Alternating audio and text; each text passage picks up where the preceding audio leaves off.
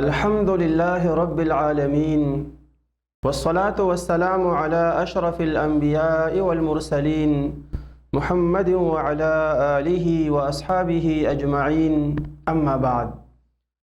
زمن دین اسلام عزتمند و محترمو، یو مهمی خبری ته د خپل ځان او ستاسو توجه راګرځول غواړم. هغه مهمه خبره دا ده چې د کومه میاشت کې مونږ ژوند تیرو، دا میاشت د هغه څلورو میاشتو نه یوه ده، کومو میاشتو له چې الله سبحانه وتعالی عزت ورکړی دی. قرآن کې الله سبحانه وتعالی فرمایي چې ان عدة الشهور عند الله 12 شهرا في كتاب الله يوم خلق السماوات والأرض منها 4 حرم. یقینا شمیر د میاشتو د الله په نسبت باندې دا 12 دی د الله په کتاب کې، د هغه ورځې نه د کوم ورځې نه چې الله سبحانه وتعالی زمکې و اسمانونه پیدا کړي دي، او په دې 12 کې څلور دا د عزت والا میاشتې دي. ذلك الدين القيم فلا تظلموا فيهن انفسكم. الله رب العالمین فرمایي په دې میاشتو کې په خپل ځان باندې ظلم مکوئ. معنی دا ده چې انسان به په هر وخت کې د ګناه نه ځان ساتي، لیکن خصوصا په دې څلورو میاشتو کې د دې تعظیم دا دی چې انسان د ګناهونو نه خپل ځان وساتي. ځکه رب العالمین فرمایلی دی فلا تظلموا فیهن انفسکم.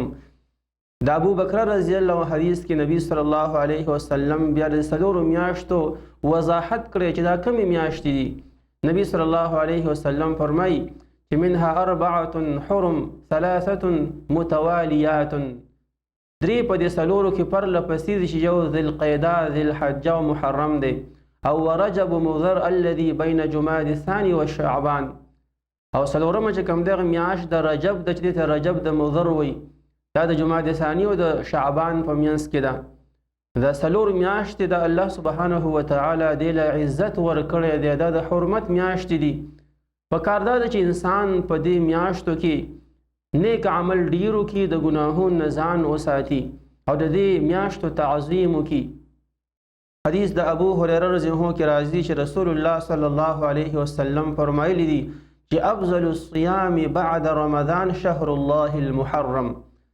چې په ټولو کې بهترین روزې د نفلي روزې د رمضان نه بعد چې کوم دی نو دا بهترین روزې دا د محرم دی، چې محرم کې انسان نفلي روزې ونیسي. لکه څنګه چې افضل الصلاة بعد الفریضه صلاة الليل حدیث کې راځي، د فرض مونځ نه پس چې کوم بهترین مونځ دی هغه د شپې تهجد دی. نو دغه شانتې د رمضان د فرضي روزو نه بعد بهترین روزې دا د محرم د میاشتې روزې دي چې انسان په دې کې نیک اعمالو کې خصوصا روزه پکې ونیسي. العز بن عبدالسلام رحمه الله فرمایي چې الله سبحانه وتعالی یو وقت لا یا یو مکان له فضیلت ورکي او فضیلت دینی وي، نو د هغې مطلب دا چې الله سبحانه وتعالی په هغه مکان کې یا په هغه زمان کې خپل بنده له په لږ عبادت باندې ډېر اجر ورکوي.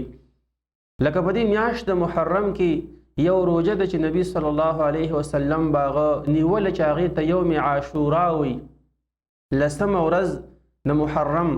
نبی صلی الله علیه وسلم د هغې په باره کې فرمایلی دي چې صیام یوم عاشورا احتسب علی الله ان یکفر سنة التي قبله. د عاشورې د ورځې روژه چې څوک ونیسي نو زه د الله نه امید ساتم چې رب العالمین دته په دې یو روژه باندې د یو کال مخکینی ګناهونه معاف کړي. د رب العالمین د طرف نه یو عظیم انعام دی. ځکه دا میاشت او دا ورځې مونږ او تاسو لره اوس پیدا راکوي چې مونږ ژوندي یو چې په دې کې څه عمل وکړو. که سبا مونږ وفات شو، قبر ته لاړ شو، نو بیا دا ورځې به ځي او راځي، دا میاشتې به ځي او راځي، لیکن مونږ ته استفاده نشو کولی.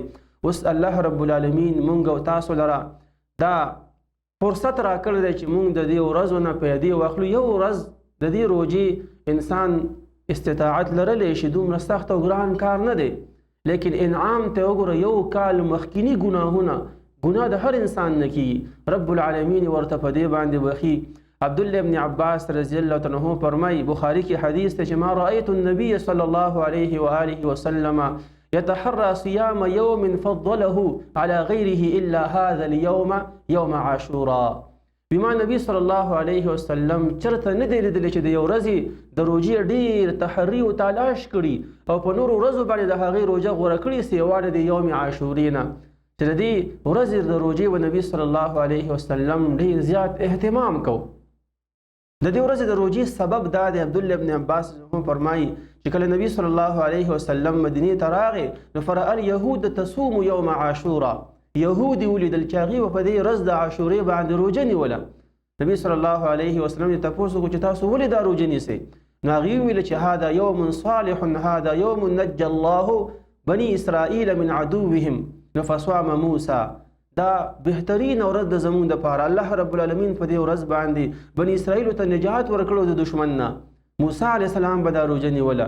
نبی صلی الله علیه وسلم وفرمایل فانا احق بموسی منکم، زه ستاسو نه ډېر زیات حقدار یم په موسی علیه السلام پسې زه د هغه اقتدا وکړم او دا روژه ونیسم. او بیا نبی صلی الله علیه وسلم فصامه وامر بصیامه، په خپله یې هم دا روژه نیولې او صحابو ته هم حکم کړی دی، امت ته هم حکم کړی دی چې د دې ورځې روژه نیسي. لیکن دومره بل حدیث کې راځي چې نبی صلی الله علیه وسلم فرمایلی دي چې تاسو د یهودو مخالفت وکړئ، هغوی صرف لسمه ورځ نیسي، نو تاسو یو ورځ مخکینی یا یو ورځ وروستنی ورسره ونیسئ، نهم او لسمه ونیسئ یا لسمه او یولسمه چې د یهودو مخالفت راشي.